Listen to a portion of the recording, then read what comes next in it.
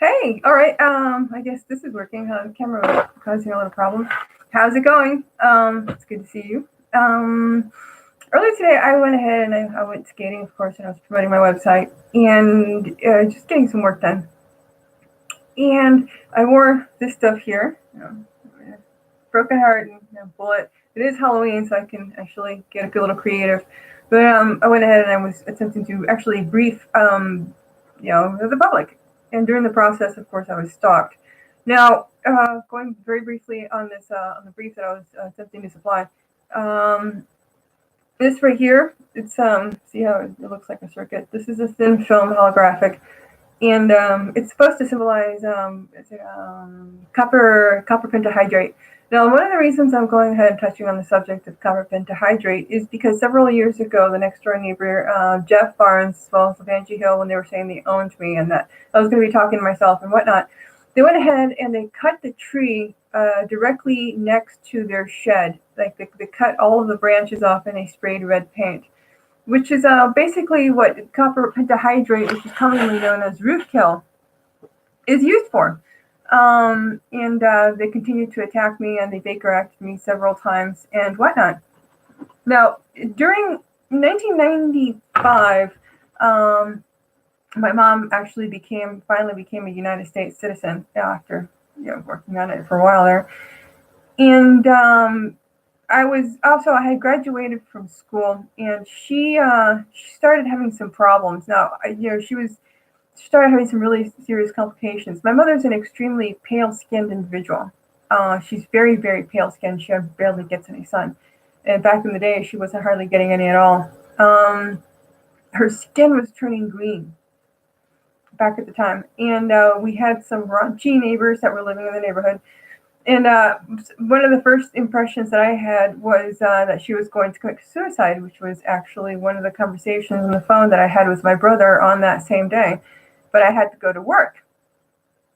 And so I left him that message and I took off for work. And one of the places, I took off for work and that was left at that. I've had several instances now ever since the new neighbor came in to where, we accidentally left the door open and whatnot. We were shot at constantly and they're constantly talking to us through the window or through the garage or whatnot, trying to create psychological control.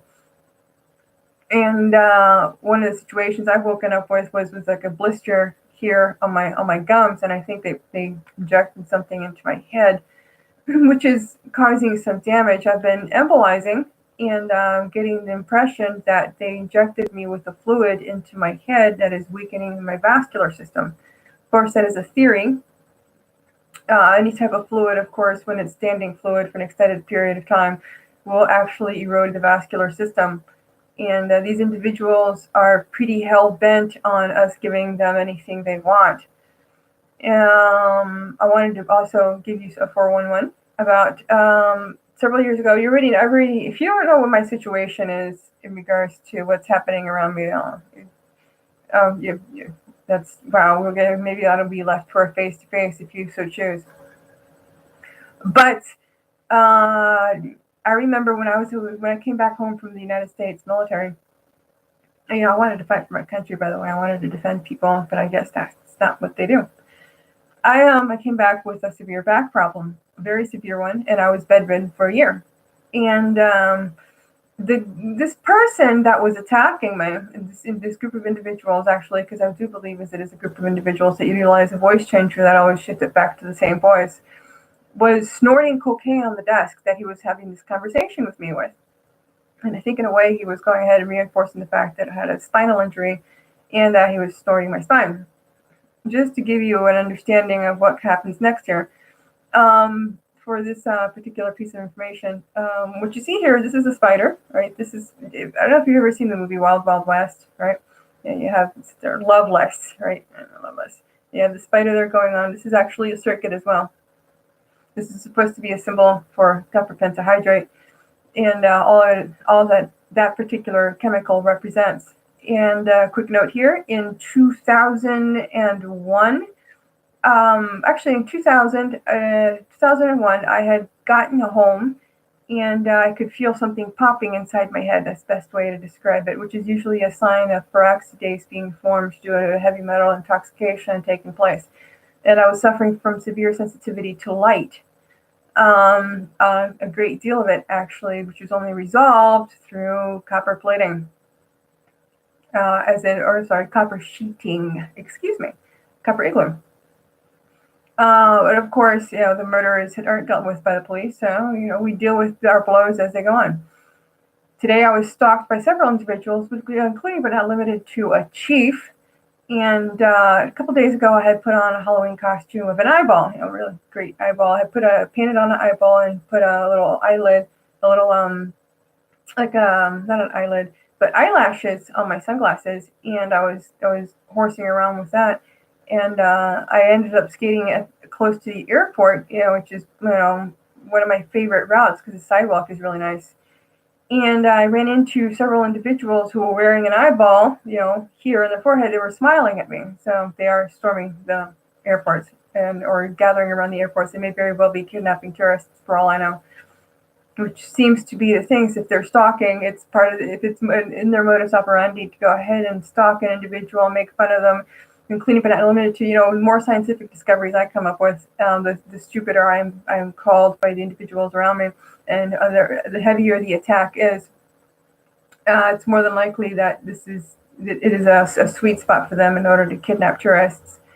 So I don't know what to do about that, but I'm sure there's something that can be done about it. But it's the airport. It's that MCO, of course, MCO Airport entry point from Colonial Drive.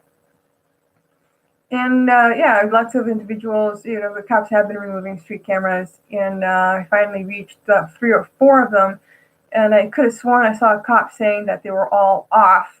So they're pretty much out to kill citizens in the region as well. And I did most certainly see a police officer dumping what appeared to be a body, black trash bags full of bodies, because it was rounded. It was very rounded. And a skeleton when I had been driving on I-4 that was on the Amelia Avenue off-ramp off to the side, which probably means that they're murdering people in the bus stations as well. And they were doing this. This is 2009 that I'm referring to right now. Yeah, in Orlando, nonetheless. No less.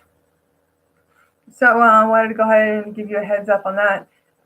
This audio is clean, as in there should be nothing else except for the sound of my computer and me speaking to you. If there's anything else, it is all invasive technology or flat out,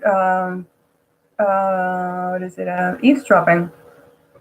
All right, so I wanted to give you also a heads up on my design here, which is I am kind of anxious to go ahead and start work on.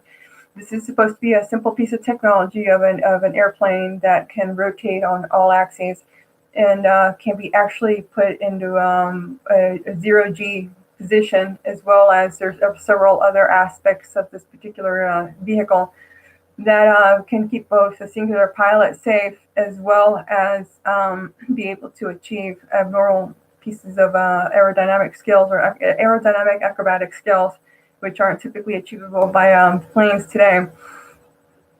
And I think it would be an extremely valuable addition to the arsenal of the United States in general, to specifically the government's arsenal, to our technological cache that we have today. And there's a couple of other things I want to design. I want to go ahead and design and try to sell out. I don't have any money right now, like I'm overdraft by $1. So I can't even pick up a pair of shoes. And I got to pick up a new dryer and whatnot. So, yeah, it's kind of a desperate situation that's been generated for me in order for me to kill people. And rerouting the energy has been a kind of difficult achievement, but, it's doable, but it's not easy at all. I wanted to design something that's like a solar-powered dog that's supposed to be ending up. It's a kind of a security system that has a type of self-defensive chip on the inside, similar to an AI, but not quite. So, I wanted to see what would happen with that. Excuse me, sir. kind of a development in that, as well as utilize that, make people feel a little safer. And, you're going to keep an eye on things, and maybe a dog can occasionally provide promotions for specific stores or whatnot that are having this type of a sale, or a type of a sale that the dog can talk about, or, what you're interested in, or just bark, or, just be cute, something adorable, something that is outside of the killing fields and the Death Valley that the United States is slowly becoming. So yeah, I wanted to try that out and see how that works. We live here in constant threats, constantly threatening us. So we do our best, or I do my best, in order to defend myself and keep myself alive. One of the key examples that I have here is my little hat. It's my cute little hat here. This is made out of actually European rubber, as well as holographic glitter in it. So it's pretty defensive. It's not like high tech, but it's good stuff. It's good stuff. A couple of other things I wanted to touch up on as well. I hope your wife's doing okay.